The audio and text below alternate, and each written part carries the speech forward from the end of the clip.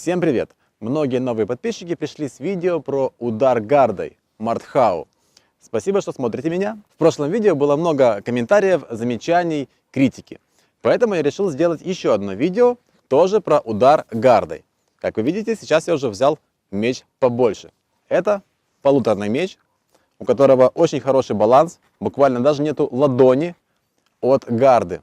То есть расстояние до центра тяжести очень короткое. Он очень подвижный, но при этом, если я перехвачу его за лезвие, то удар будет очень сильным, потому что есть и рычаг, и есть хорошая масса. И в этом видео в нашей фехтовальной кухне будет индейка под кольчугой. И мы проверим, можно ли пробить кольчугу ударом гарды и нанести существенное повреждение телу противника.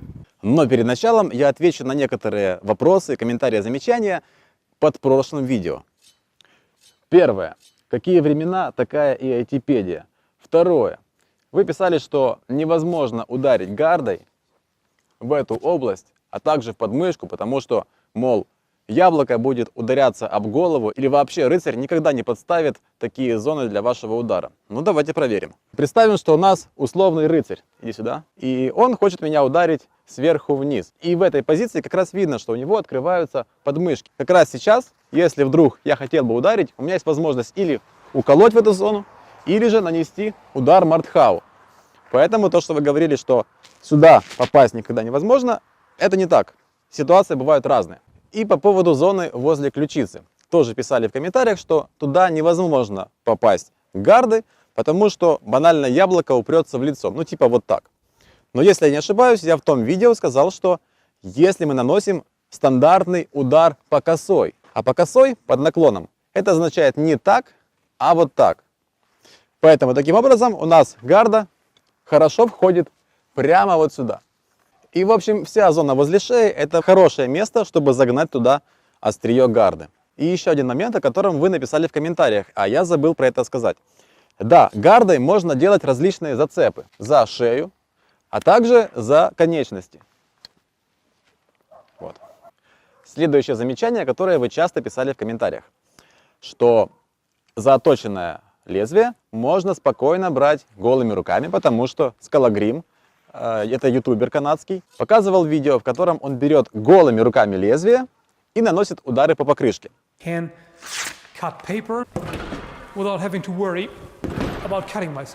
меня есть замечание к этому видео. Во-первых, в условиях, когда вы находитесь против мотивированного противника вас убить, любые ослабления хвата вашего оружия чреваты, по сути, вашей жизнью.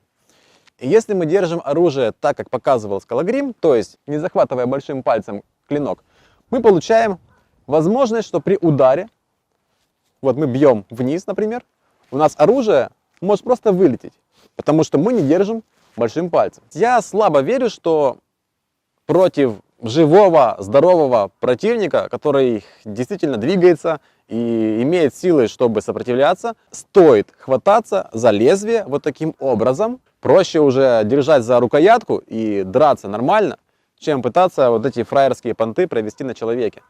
Потому что, когда мы держим за рукоять, у нас зона, которая может нанести урон, максимально длинная. Но если мы переворачиваем уже оружие и бьем как клевцом, существенный урон может нанести только эта точка. Если мы немного промахиваемся или вперед, или назад, то мы не наносим урона. Максимум, возможно, небольшой толчок, как от удара дубиной.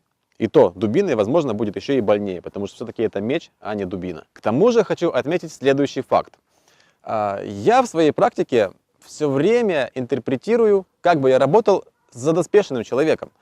И я когда-то уже привык, что, возможно, я об этом могу не сказать. Но в условиях, когда мы деремся с человеком, который в доспехе, в полном латном доспехе, мы переворачиваем оружие и будем бить, держа за лезвие. Так вот, когда я бил в том видео, я бил в полную силу. Я не жалел ни меча, он может поломаться, ни нагрудника, который я тоже сегодня буду бить. И в этом случае у меня со страшной силой выворачивалось лезвие. Этого не наблюдалось на видео у Скалагрима. Да, действительно, тело человека можно пробить и более легкими ударами. Но я проверяю, можно ли вообще пробить латный доспех таким образом. И вообще, если мы работаем по латнику, то наши удары должны быть максимально сильные. А если мы работаем по голому человеку, то да, возможно, там можно взяться и за заточенное лезвие и пару раз ударить. Но опять же, преимущество такого удара, я считаю, ну, немножечко под сомнением. Хотя, раз этот прием описали в средневековых учебниках по фехтованию, то, я думаю, те люди, которые это делали, наверное, все-таки что-то знали. И мы плавно переходим к вопросу, можно ли браться голыми руками за заточенное лезвие. Допустим, мы деремся с латником, и у нас затупилось лезвие. Напоминаю, что при сильных ударах по железному человеку, когда мы бьем по стали, мы не можем найти идеально перпендикулярную плоскость, чтобы клинок не развернуло. И в этот момент, при сильном ударе, неконтролируемый клинок делает проворот у вас в руках, в голых. Кроме того, что клинок может быть заточен, обратите внимание на следующее. Этот меч, которым я дрался в бугуртах. И видите, какие зарубки? Причем я их уже и подточил, потому что изначально тут были острые заусеницы, которые просто разрывали кожу на руках. И представьте, что вы в пылу сражения такие понтовые, научившись крутому приему ударом гардой, решили его провести. И хватаетесь голыми руками вот так вот за лезвие. Где-то бьете человека, пытаетесь его подцепить, и у вас эти заусеницы просто начинают разрывать ладони. Потому что, повторюсь, при бое с мотивированным противником, который двигается, который силен, возможны варианты проскальзываний лезвия в руках. И вы банально себе можете разрезать руки. Еще раз повторяю то, что я говорил в прошлом видео. Поэтому я считаю, что если такое и делать, то, наверное, стоит быть в рукавицах, в перчатках. Потому что по-другому, ну, лучше найти какую-то щель и все-таки заколоть человека. Да, вот так держать, вот как показывал Скалогрим, при уколе, так можно. Но наносить удары, я считаю, очень неправильно. Потому что мы наносим удар вниз, тянем оружие вниз, а сверху у нас ничего не держит. И рука все-таки будет слетать вот так вот вниз. Удерживая лезвие без большого пальца, нужно приложить намного больше усилий для эффективного удерживания и эффективного проведения приема, чем если мы держим, все-таки схватившись вот так.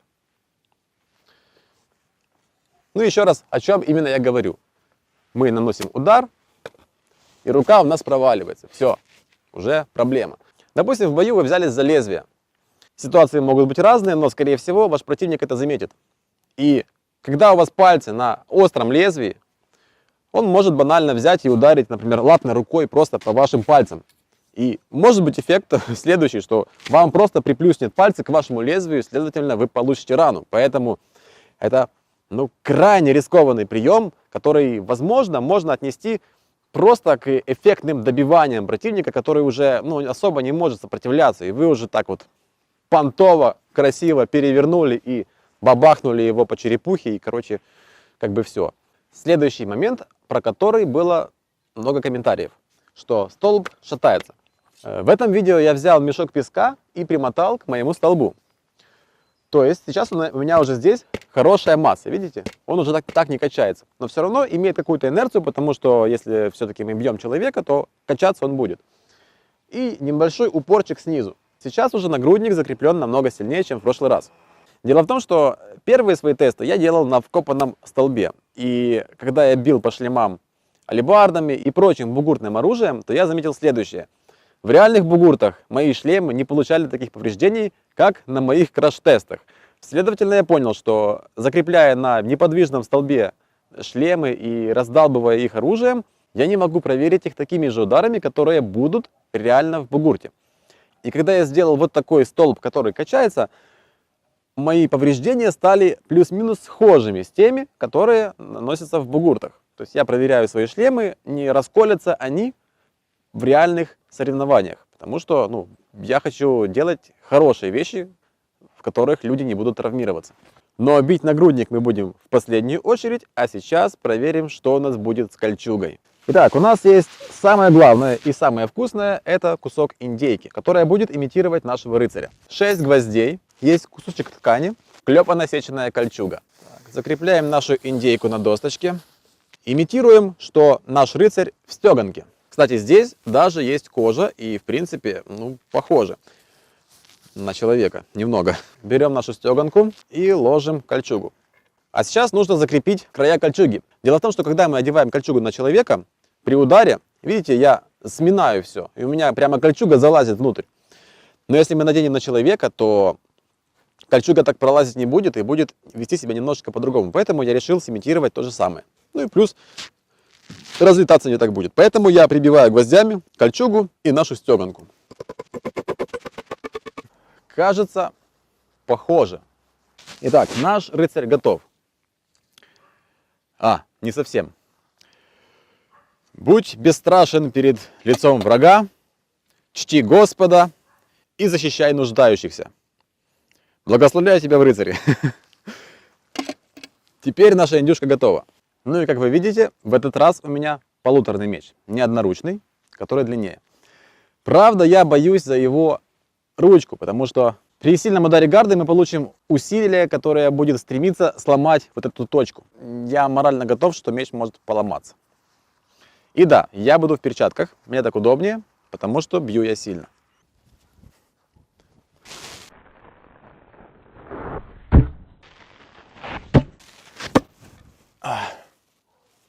Так, ага, а я все-таки попал и даже разбил, ничего себе. Здесь может и слабо видно, но тут поразрывало кольца, смотрите, вот кольцо, раз, есть сквозное отверстие в нашей ткани и что-то даже в доске, я чувствую. Но я попал в самый край мяса, поэтому попробую сейчас еще раз.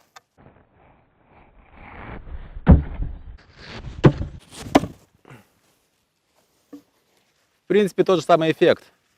Разлезлись кольца, дырка в ткани, да и мясо, походу, тоже все. А теперь возьму одноручный меч, который был в прошлом видео, и попробую ударить им как клевцом. Ох ты, блин, Вот это хороший эффект. Доска, походу, на вылет. И все такое. И мясо, и кольчуга. Нормальная тема. Одноручный меч зашел так глубоко только за счет того, что у него просто более узкая гарда.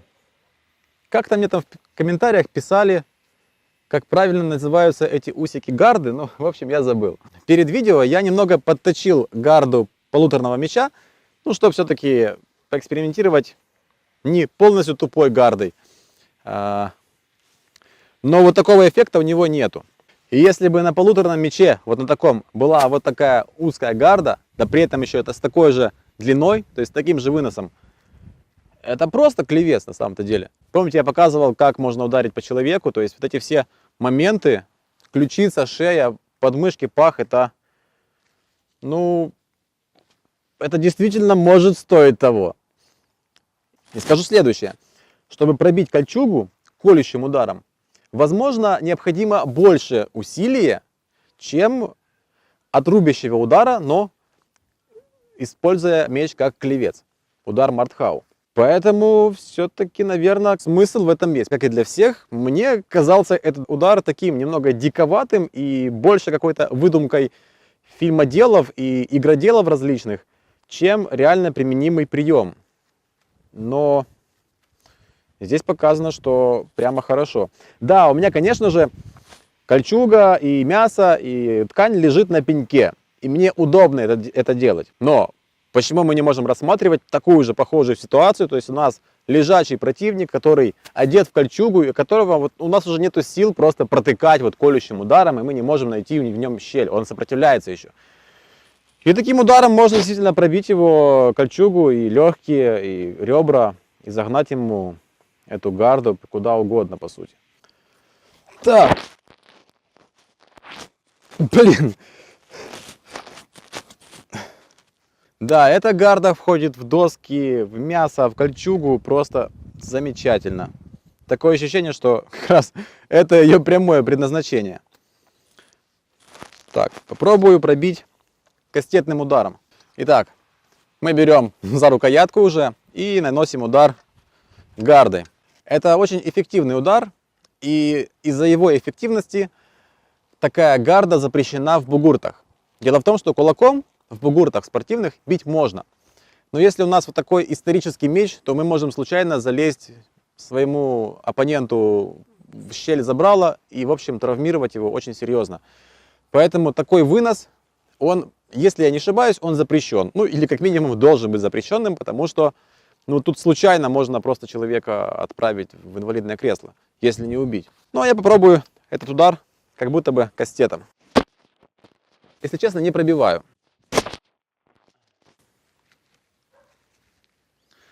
Но я вот наблюдаю, у меня разрываются кольца. Ну, возможно, больше ударов надо. Ага. Ну да, видите, три удара в одну и ту же точку. Я просто почувствовал, как там уже хрустнуло. И пошла ткань на разрыв, пошло мясо. В общем, действительно, если мы подходим к противнику, где-то под мышку ему так раз, два, три, и кольчуга ломается, разрывается. Поэтому, перехватывая меч за лезвие, мы превращаем его из клинкового оружия в колюще-дробящее. По сути, в клевец. Вот в такой клевец. А уже клевец предназначен исключительно для пробоя доспеха. Конечно, им можно нанести существенные повреждения и голому человеку, это понятно. Но с бездоспешными людьми все-таки длинное острое лезвие, скорее всего, будет эффективнее, чем вот такой маленький молоточек. Ну и ради интереса посмотрим, как справляется клевец с нашей клепанно-сеченной кольчугой и с нашим рыцарем. Бить буду одной рукой, я думаю, этого хватит тут.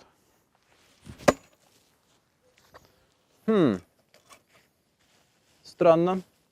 Как-то оно не вошло. Надо сильнее постараться. Ага. Ну, все-таки клевец это и есть клевец. Тут других вариантов нема. Клевец, например, у меня не заточенный, поэтому у него сразу погнулся шип. И ради интереса посмотрим, смогу ли я пробить кольчугу, которая, правда, уже тут довольно дырявая, вот таким вот кинжалом милосердия. Это мизерикордия. Я банально прохожу в кольцо на самом-то деле. Кольцо кольчуги буквально не задерживает удар, то есть я в доску уже упираюсь. Ах ты, блин, еще попасть надо.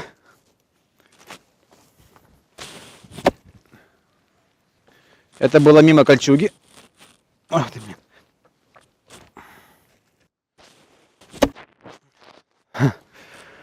В кольчугу в дерево попал, но не попал в мясо.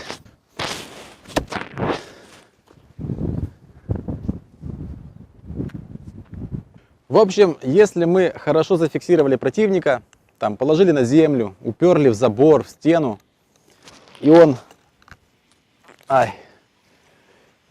скажем так, наш рыцарь не люфтит, то у него кольчуга протыкается очень хорошо. Блин, есть. Это при том, что мое вот это оружие, это, например, незакаленный кусок стали. Он гнется, он не заточенный, у него даже сам кончик, он закругленный. Это не острое боевое оружие, закаленное. В общем, с нашей индейкой, кольчугой и стеганкой мы разобрались.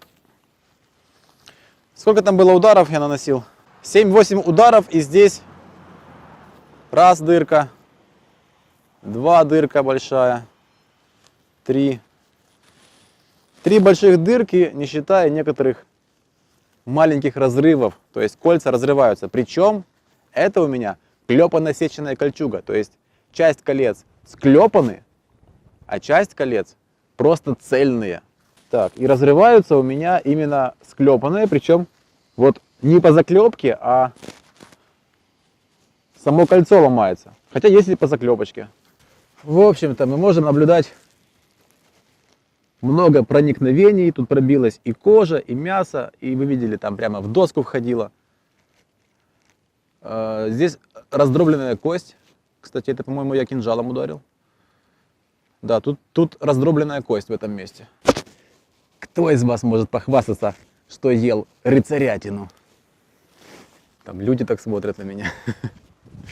Ну а теперь приступим к удару Мартхау прямо по латному доспеху.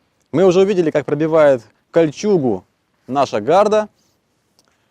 И теперь попробуем еще раз пробить нагрудник. Этот нагрудник был побит на прошлом видео, ссылка на это видео будет в описании. В общем, здесь были повреждения. Я немного подрихтовал, но не заваривал ничего. Я думаю, что мы хорошо различим свежие вмятины, теперь уже от полуторного мяча.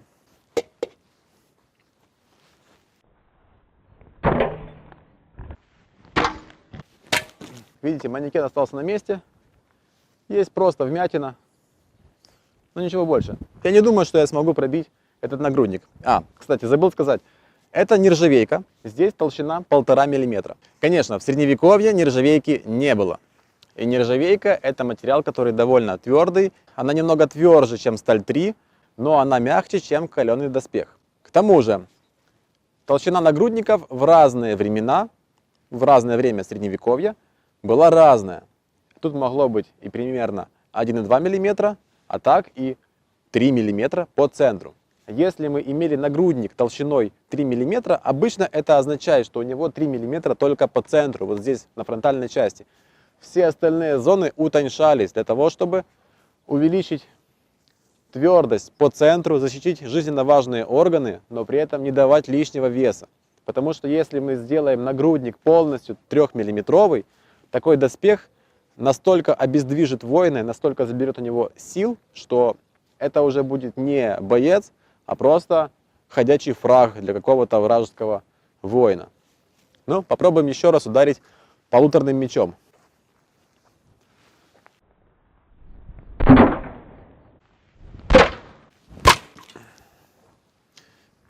Нет, не пробивает.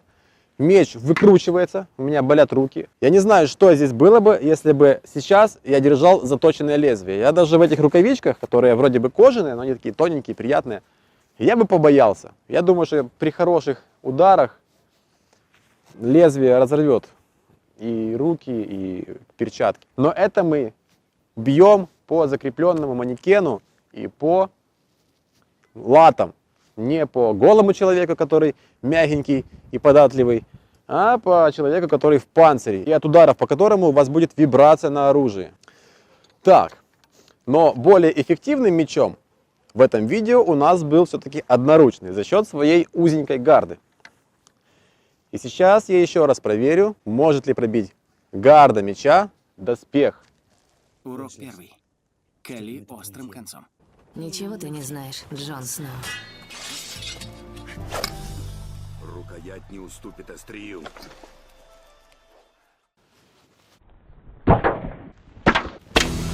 Опа! Есть контакт! А вот это уже пробивает. Да, пробитие есть, но слабенькое, если честно. Конечно, это радует. Я думаю, уже все поняли, что я не бью слабо на своих краш-тестах. И вибрация есть в руки, мне больно. Я работаю вообще-то с молотками, тяжелыми молотками, разными. И работаю, бывает, целыми днями. Поэтому для меня разгонка и удар чем-то тяжелым — это нормальное действие. Да, разрыв хороший. Ну что, попробую еще раз, пока еще стоит. Кстати, я здесь вот этот край как раз заточил как зубило. Оно не прямо острое, но эффект имеет.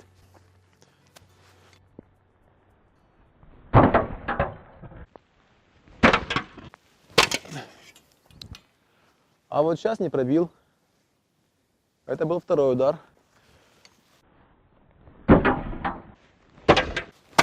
Оба!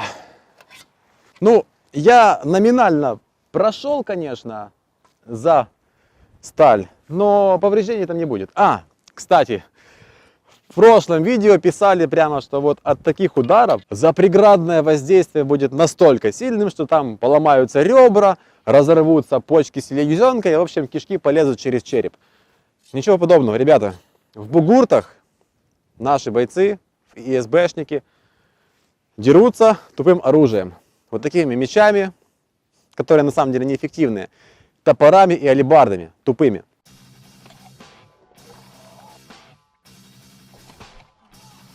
Так вот, в бугуртах вот такое повреждение – это норма. Под доспехом люди целые. Да, бывают, конечно, редкие случаи, когда на человеке плохой доспех, и по каким-то причинам его травмировали. Все-таки это спорт, причем это спорт не самый мирный. Такая кираса, вот при этих повреждениях, защитила бы бойца. Причем защитила бы и в бугурте, и в реальной средневековой войне. Что ж, в этом видео понятно, что если использовать меч как клевец, то гарда меча вполне себе эффективна. Она может легко прошить кольчугу и немного расколупать броню латную. Хочу заметить, что если бы здесь был миллиметр, возможно, я бы сильнее пробил. Но, скорее всего, нанес бы всего лишь гематомы, возможно, какие-то легкие поверхностные разрывы мягких тканей, но я бы не нанес существенного урона телу человека. Но, как я говорил в прошлом видео, самое главное, куда нам нужно попасть гардой, это вот сюда вот под мышку, вот, и сюда вот в горло. Как мы видели в начале видео, голова не мешает для того, чтобы распанахать нашему врагу горло гардой. Ну и самое интересное, как, в общем-то, справляется с броней противника оружие клевец. Потому что клевец — это как раз то оружие, которое сделано для того, чтобы пробивать доспех.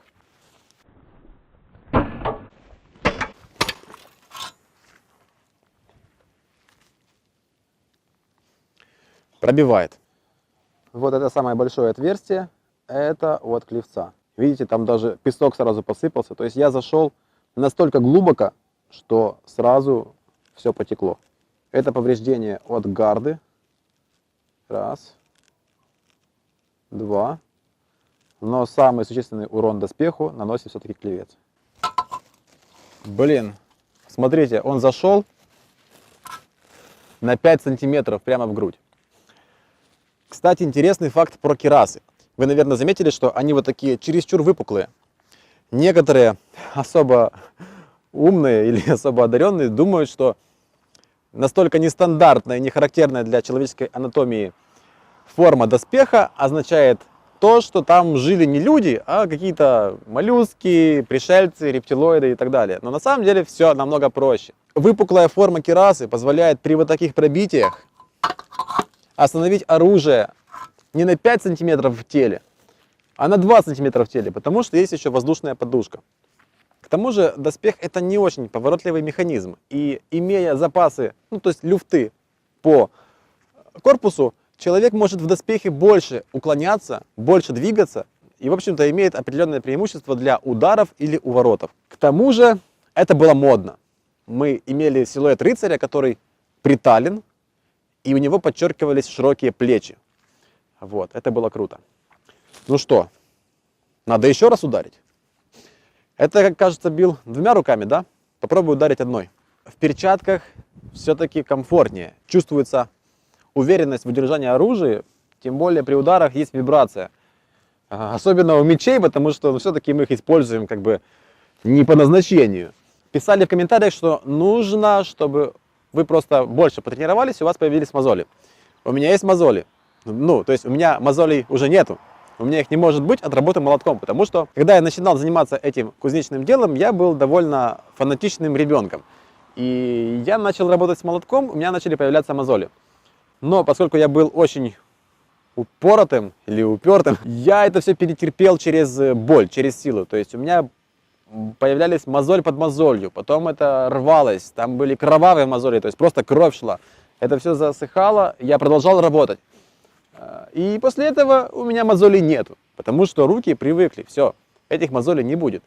Единственное, они иногда появляются, если делать что-то не совсем стандартное, ну, например, подтягиваться много на турнике. Как-то на тренировках мы это часто делали, и у меня начали появляться вот в нестандартных местах, я удивился, там на краю ладони, например, почему-то начали появляться мозоли. Но сейчас не об этом. Сейчас про то, что я буду сейчас бить не двумя руками, а одной рукой.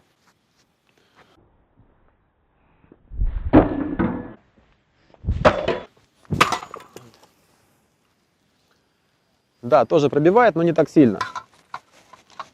Я зашел не так глубоко. Сантиметра на 3,5-4.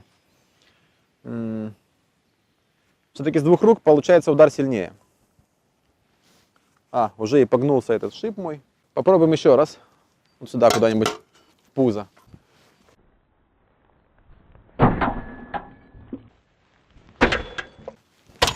Опа. Все-таки с двух рук заходит увереннее, и оно аж прям застреет. Не выпадает, а прямо вот бах, как надо. Как показывает практика, меч можно использовать как клевец. В некоторых случаях это действительно эффективно. В некоторых не так эффективно, потому что нам приходится брать за рабочую зону нашего клинка, которая может быть заточена. Но в пылу боя эта заточка может пропасть. О, видите, я только что проводил рукой и зацепился за заусеницу. Она, конечно, маленькая, но и меч у меня просто тупой вообще. А было бы здесь что-то более серьезное, я бы порезал руки, работая без перчаток. Я все-таки не верю, что можно бить как скалогрим, вот таким образом хватая за, без пальца большого. Я не думаю, что это эффективно. Но я не пробовал, да? Давайте я попробую. Что я чувствую, если я без перчаток? Я чувствую увеличенное скольжение. К тому же наш меч, в принципе, если мы за ним следим, он может быть немножечко в масле. Следовательно, скользить руки будут еще сильнее. И представим, что я бью, не удерживая большим пальцем. Я даже ударю. Но я даже еще не бью, но я понимаю, что я не смогу ударить с такой же силой, как если бы я бил без перчаток. Знаете, я боюсь, я все-таки нижнюю руку буду держать вот так, с пальцем. Я просто переживаю, что у меня вылетит меч. У меня сразу соскочил меч вот таким образом. Он вылетел. Может, я слабо держу. Сейчас я буду держать сильнее. Сейчас. Нет. От вибрации он вылетает у меня. Еще раз. Я не делаю это специально. У меня серьезно от вибрации выскакивает меч. Хорошо. Беру даже вот так. Как в видео Скалогрима. Скалогрим молодчиночка. Я его уважаю. Но в работе по доспеху ударом Мартхау я не верю в удар, который не задействует большие пальцы при удержании оружия. Но срывается только эта рука пока что. Это не сорвалось. Срывается постоянно. Хорошо, допустим, мы будем бить в тело само, да? Возможно, у меня не слетит рука. Но высок шанс того, что я не попаду, человек же будет двигаться, и я ударю в доспех. Я просто потеряю меч. И я, скорее всего, из-за этого могу потерять жизнь. Допустим, я ударю в мешок. Здесь у меня просто мешок и песок. Держу, как показано у Скалогрима, без больших пальцев. Да, я проткнул мешок, проткнул песок, зашел. Но если я попаду по доспеху, у меня вылетает меч сразу же. Еще писали, это тоже вопрос к тому, что мечом можно оглушить. В нормальном доспехе, с нормальной поддоспешной одеждой, например, на мне сейчас на теле поддоспешник, стеганка или дублет, может быть, не знаю. Здесь пару слоев ватина, и в первую очередь это военная куртка, которая носится под доспех. И она призвана самортизировать удары по доспеху и предотвратить передачу инерции внутренним органам человека. Так вот, были комментарии, что, мол, если я даже гардой не пробью доспех, то я оглушу человека. Ребята, в бугуртах сейчас все пришло к тому, что нет смысла бить человека, его нужно побороть, потому что от ударов люди не ложатся. Да, у нас доспехи немного лучше в плане защиты от контузий, чем средневековые. Еще раз, современные доспехи делаются таким образом, что они лучше защищают от различных толчков, контузий, сотрясений, чем средневековые. Даже удары тяжеленных алебард, которые имеют немного больший вес, чем средневековые, они, в общем-то, не отправляют людей в нокаут, а просто дают толчки и неприятные ощущения. В основном. Конечно, бывают особые чемпионы алебарды, которые просто ходят и просто выключают этой алебардой людей. Но с хорошим шлемом это сделать очень трудно, особенно если человек тренированный. В средневековье же немножечко обстояло дело иначе. Дело в том, что запасы на подшлемник были немного другими. И они были конкретно меньше. Не знаю, по каким это причинам так было сделано. Но факт в том, что шлемы, которые были сделаны в Средневековье, они были немного меньше, и запасы на расстояние между черепом и сталью тоже были меньше. Кстати, есть интересные упоминания из средневековых документов. Запрещается использовать в подшлемнике старую изгнившую шерсть, а можно брать только свежие обрезки. То есть, чтобы шерсть была пушистая и хорошо смягчала удары. В шлемах всегда шел подшлемник, который защищает от контузий, от сотрясений головы. Так вот, ударом навершия вряд ли вы сможете выключить рыцаря, просто ударив по его доспеху. И особенно вряд ли вы что-либо сделаете через нагрудник, потому что тут все-таки цельный кусок стали, который надежно защищает внутренние органы рыцаря. Кстати, сейчас в силу вступает пружинистость лезвия, и я буду как бы хлестким ударом бить, да? Попробую 2 раза. Значит, сейчас я бью плоскостью. Вот я в плоскости стою. Да вообще ничего нету. Ну вот так, маленький. Не, повреждения почти нету. А вот так. Ну так посерьезнее входит и в руки отдача больше. Все-таки гардой бить интереснее. Да блин. Видите, пытался 2 раза только что попасть вот сюда. И удары были быстрыми, я не смог точно прицеливаться.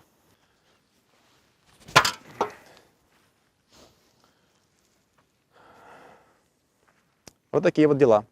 Еще раз убедились, что меч это очень интересное оружие, имеющее свои преимущества и недостатки, и свои хитрости. Если вам нравится такой формат видео, то пишите, потому что вообще-то я на этом канале я больше делаю доспехи, чем ломаю их. Вот. Спасибо всем новым подписчикам, которые подписались и смотрят мои видео. Спасибо всем старым подписчикам, которые смотрели и продолжают смотреть мои видео. Всем спасибо, всем пока.